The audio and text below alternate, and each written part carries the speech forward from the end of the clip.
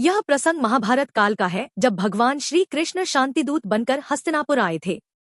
दुर्योधन ने उन्हें अपने भव्य महल में रोकने और अनेकों पकवान खिलाने की पूरी तैयारी की थी। उसका अभिमान था कि भगवान उसके ऐश्वर्य से प्रसन्न होंगे। भगवान कृष्ण हस्तिनापुर पहुंचे। दुर्योधन ने उन्हें अपने महल में ठहरने और भोजन करने का निमंत्रण दिया, लेकिन कृष्ण को दुर्योधन के मन का छल और अभिमान पता था।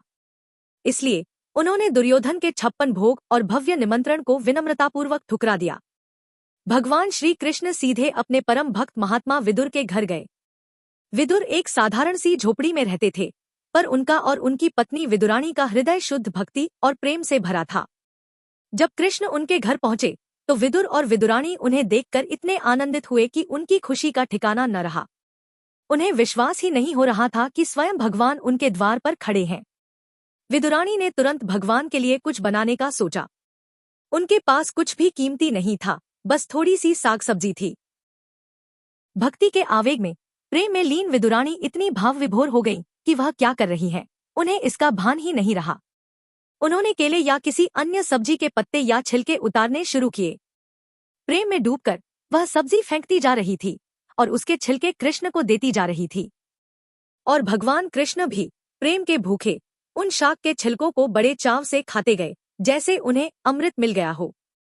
उन्हें दुर्योधन के 56 भोग से भी ज्यादा स्वाद इन छिलकों में आ रहा था, क्योंकि ये भक्ति और प्रेम से सने हुए थे। जब महात्मा विदुर ने देखा कि उनकी पत्नी प्रेम में इतनी लीन है कि वह भगवान को सब्जी के छिलके परोस रही हैं, तो उन्होंने उन्हें टोका। लेकिन तब तक भगवान कृष्ण अपना पेट भर चुके थे।